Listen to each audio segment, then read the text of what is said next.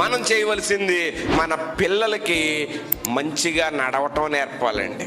మా స్వరూప్తో కానీ, మా సత్యబాబుతో కానీ, మా లక్కీ పాపతో కానీ నేను ఏమంటానో తెలుసా, మీరు చదువుకున్నారు అంటే సంఘ బిడ్డలు వాళ్ళ కష్టార్జితంలో వేసినటువంటి కానుకలతో మిమ్మల్ని చదివించడం జరిగింది. దేవునికి రుణస్థులై ఉండాలి. మీరు కానీ మీ ప్రవర్తన విషయంలో ఎప్పుడైనా సరే మార్పు చెందే విధంగా ప్రవర్తించారంటే మీ అంత పనికి మాలోళ్ళు ఎవరు ఇంకొకళ్ళు ఉంటారు. బాలుడు నడవవలసిన త్రోవను వానికి నేర్పు. ఇక్కడ మీకు ఇద్దరు పిల్లలు కనబడుతున్నారు. ఒకటి బాలుడు అనబడిన సమూయేలు, తర్వాత ఏలీ కుమారులు చేసుకున్నటువంటి ప్రార్థన ఆలకించి దేవుడు సంతాన భాగ్యాన్ని ఇచ్చాడు. నేను నా బిడ్డని యెహోవాకు ప్రతిష్ఠించాను, అక్కడే వదిలిపెట్టి వచ్చాను. చిన్నోడు కదా వీడికి నేను ఉగ్గుపాలు పడుతూ ఎలా బ్రతకాలో నేర్పుతాను. ఈ బిడ్డ ఏం చేసిందో తెలుసా, ఈ అన్న తన కుమారుని ఒళ్ళో పడుకోబెట్టుకుని పాలిస్తూ, బాబు నువ్వు యెహోవా మందిరంలో పరిచర్య చేసేవాడు అయి ఉండాలి.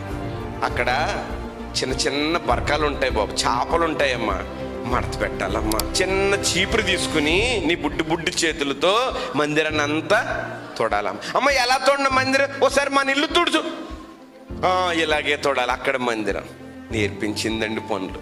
దేవుని మందిరంలో ఏం చేయాలో నేర్పించి, అలా నేర్పించి అన్ని పనులు వచ్చేసిన తర్వాత అప్పుడు బిడ్డను తీసుకొచ్చింది. దైవజనుడా, ఒకప్పుడు బిడ్డలు లెక్క సన్నిధిలో ఏడ్చాను, బిడ్డల్ని ఇస్తే నీకు ఇచ్చేస్తానన్నాను, ఇంతకాలం నేను మందిరానికి రాలేదు, ఈ బిడ్డకి ట్రైనింగ్ ఇచ్చాను.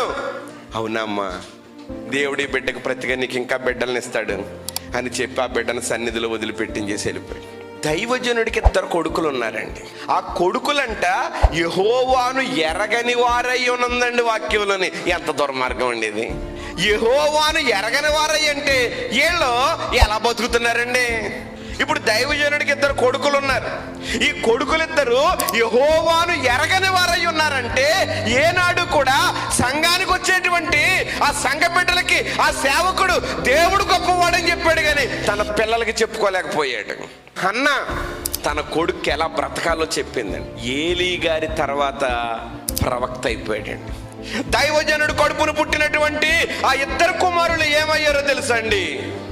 యుద్ధములో కత్తివాత చేత నరకబడ్డారండి. చాలా జాగ్రత్తగా మీ పిల్లల్ని పెంచేవారుగా మీరు ఉంటే క్రొత్త దీవెనలు దేవుడు మీకు దయచేస్తాడు.